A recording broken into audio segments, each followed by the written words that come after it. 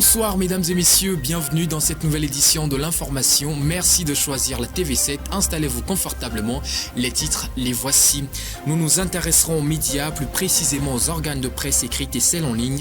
La haute autorité de l'audiovisuel de la communication RAC a tenu à rappeler le respect d'un certain nombre de prescriptions professionnelles, les détails à suivre. Puis une nouvelle performance à l'échelle mondiale pour le port autonome de Lomé. L'infrastructure a gagné 2 nouvelles places dans le nouveau classement au trafic conteneur en 2023. Il est désormais 94e, nous ferons le point.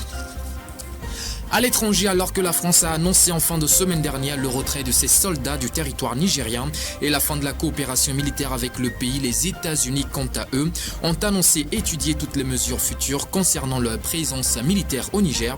L'analyse de la situation dans un instant. Et dans le reste de l'actualité, les élections initialement prévues pour le mois de février 2024 au Mali vont connaître un report, c'est ce qu'ont annoncé les autorités du pays. Quel regard jette donc la population sur cette nouvelle décision ? Restez avec nous, vous le saurez.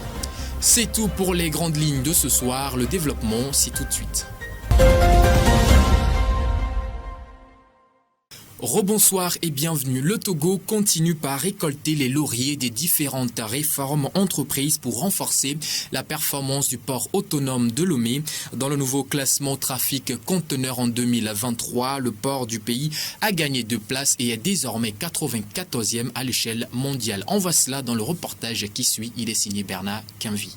Depuis 2018, les performances du port autonome de Lomé, poumon vital de l'économie nationale, sont de plus en plus encourageantes. Aux dernières nouvelles, le port de Lomé grimpe au classement des ports les plus performants au monde en termes de trafic conteneur en 2023. Ainsi, il a gagné 2 places, passant de la 96e à la 94e place. Sur le continent, le port de Lomé conserve sa 4e place en termes de trafic conteneur, suivant de près les ports de Tanger au Maroc, Port Saïd en Égypte et le port de Durban en Afrique du Sud. Par cette performance, le pays confirme sa place de choix dans le secteur maritime en Afrique et dans le monde. Principal canal d'échange du pays avec l'extérieur, le PAL est au service de l'économie nationale et celle de la sous-région. Il a connu ces 10 dernières années une mutation progressive de ses infrastructures qui s'affichent aujourd'hui comme les plus modernes de la sous-région. Par ailleurs, les ports chinois s'emparent de 24 places sur les 100 premières places de ce classement. Du nouveau pour les acteurs opérant dans le secteur du transport, un moratoire de 2 ans vient d'être annoncé par les autorités du pays. Ce dernier va donc précéder l'entrée en vigueur de la loi portant sur l'orientation des transports au Togo. Les précisions dans le reportage qui suit, il est de Nadège Arlidia. En décembre 2022, a été votée une nouvelle loi d'orientation des transports. Cette loi venait substituer celle en vigueur depuis 1998. Elle a pour objectif de mettre en place un cadre légal et réglementaire adapté aux réalités du pays, d'améliorer le parc automobile pour ainsi donc assurer une sécurité routière à tous les acteurs du secteur. Les actions prévues par la loi demeurent la modernisation des infrastructures routières, portuaires et aéroportuaires, de même que la formalisation et la professionnalisation du secteur. Pour permettre à tous les acteurs du monde des transports de participer activement à l'atteinte des objectifs fixés par l'État à travers le ministère des Transports, un moratoire de 2 ans a été accordé aux concernés. Cette décision leur confère le temps nécessaire pour se réadapter et se conformer aux tests qui seront mis en application après ce moratoire. Passé ce délai, les manquements aux tests seront passibles de sanctions qui, pour l'heure, ne sont pas encore rendues publiques. Pour rappel, avant l'accord du moratoire, quelques initiatives étaient entreprises, à l'instar de la formalisation du métier de conducteur de moto. Vous le savez certainement, le Togo reste l'un des pays les plus engagés en matière d'équité genre à l'échelle mondiale. Plusieurs initiatives ont été prises ainsi que plusieurs mesures adoptées à cet effet. Cependant, des efforts continuent par se faire, ceci à l'image de l'engagement du réseau des femmes ministres et parlementaires du pays. Le compte rendu de Jeannette Toyi avec Harold Messon-Atto. Le Togo s'est engagé ces dernières années dans une politique qui fait de la femme un véritable vecteur de développement politique, économique et social. Grâce à de nombreuses réformes, le pays a en effet réalisé des avancées en matière de politique nationale d'équité genre, d'actualisation des lois et codes, de scolarisation et d'autonomisation, afin de propulser les femmes au devant de la scène. La participation des femmes à la prise de décision dans toutes les couches sociales au Togo reste remarquable. En effet, elles sont de plus en plus présentes dans différents domaines tels que l'éducation, la santé et le développement économique. Les femmes togolaises sont capables de contribuer de manière significative à la société et il est important de continuer à promouvoir leur participation dans tous les secteurs. Ceci étant, la dernière assemblée générale du nouveau bureau du réseau des femmes ministres et parlementaires du Togo, Réforme Togo, a été une occasion de discuter des défis et des opportunités auxquelles sont confrontées les femmes dans le domaine politique, ainsi que des actions à entreprendre pour promouvoir leur participation active et équitable. L'idée reste celle de renforcer la participation des femmes à la prise de décision politique et de promouvoir l'équité genre. On vous en parlait à l'entame de cette édition. La haute autorité de l'audiovisuel et de la communication revient une nouvelle fois à la charge en ce qui concerne le respect des prescriptions professionnelles du milieu. Elle a, dans un récent communiqué, donné un délai de 15 jours aux organes de presse écrite et celles en ligne pour se régulariser. Ceci face à un certain nombre de manquements. Les détails dans ce reportage signé Jessica Aralo. Félicité Chakbla. La Haute Autorité de l'Audiovisuel et de la Communication, HAC, dans un communiqué sorti ce lundi 25 septembre 2023, déplore un non-respect de certaines prescriptions professionnelles contenues dans le Code de la presse, dans le Code déontologique des journalistes et dans les tests réglementaires de l'autorité. Cette remarque touche les publications écrites où l'on note l'absence de l'ours, de l'indication d'informations erronées dans l'ours, de l'absence du numéro de récépissé ou de l'indication du numéro de l'ancien récépissé. Pour la presse en ligne par contre, en mode écrit ou audiovisuel, il s'agit de l'absence du numéro du récépissé ou de l'autorisation sur le site. Ceci, en plus de l'utilisation d'une extension autre que celle en .tg pour laquelle le récépissé a été délivré suite à la mutation. En raison de ces insuffisances, la HAC met en garde les organes de presse concernés. Elle indique par ailleurs que des contrôles sont actuellement en cours afin d'identifier ceux qui continuent de violer les dites dispositions. Un délai de 15 jours leur est accordé à cet effet pour leur permettre de régulariser leur situation. Par ailleurs, la HAC, dans un communiqué sorti en février dernier, avait demandé aux médias ne disposant pas d'existence légale à cesser de paraître jusqu'à la régulation de leur situation. Et dans la région septentrionale du Togo, le parc national de la fosse aux lions, ayant vu ces lions disparaître en raison de la déforestation, se prépare à une réhabilitation. Ceci grâce à un partenariat entre le ministère de l'Environnement et l'Organisation internationale des bois tropicaux. Les détails sur ce projet, il est de Harold Messan-Atto.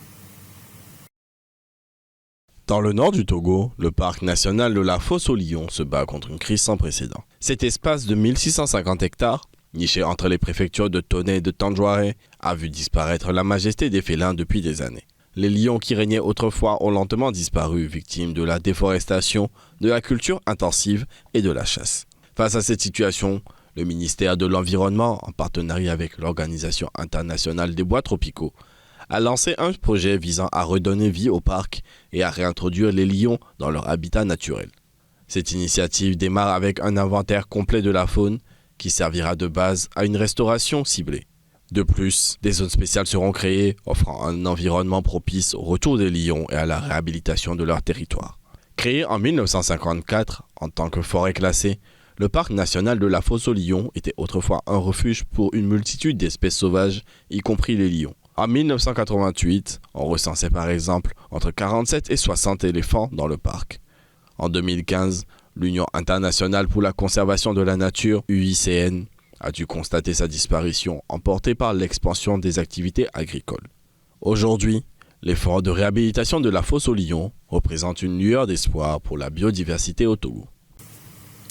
Actualité au-delà de nos frontières, hier soir, la junte militaire au Burkina Faso a annoncé avoir suspendu jusqu'à nouvel ordre tous les supports de diffusion du média français Jeune Afrique qui compte un journal papier et un site internet. Selon les autorités du pays, cette décision fait suite à la parution de 2 articles sur le site du journal Jeune Afrique évoquant des tensions au sein de l'armée burkinabé.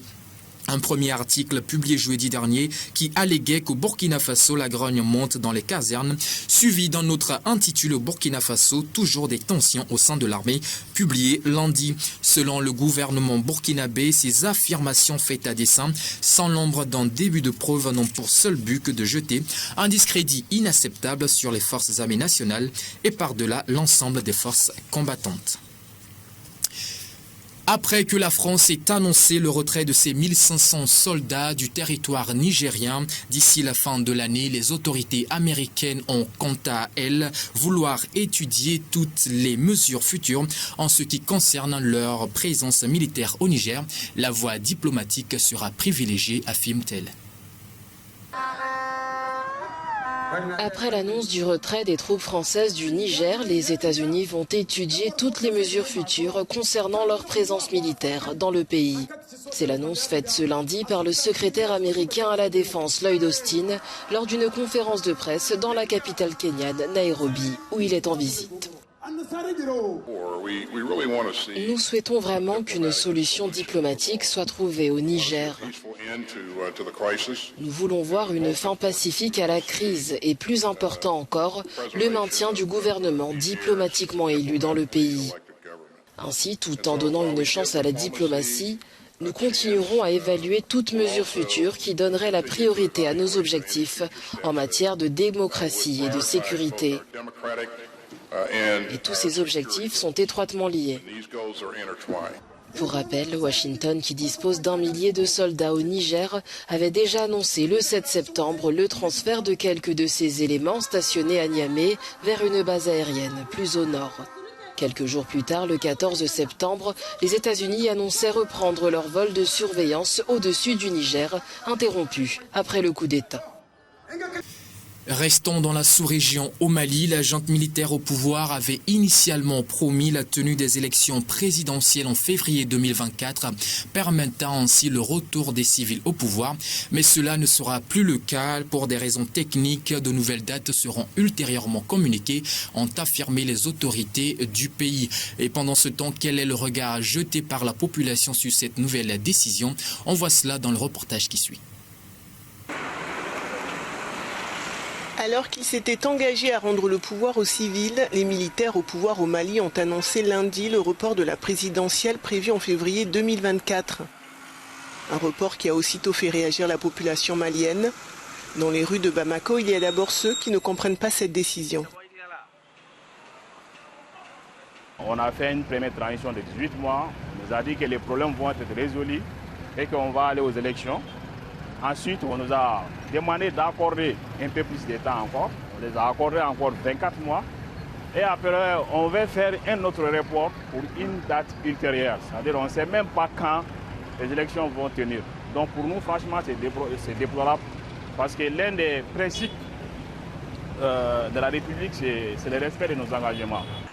À leur arrivée au pouvoir, les militaires s'étaient d'abord engagés à organiser des élections présidentielles et législatives en février 2022 avant de les reporter.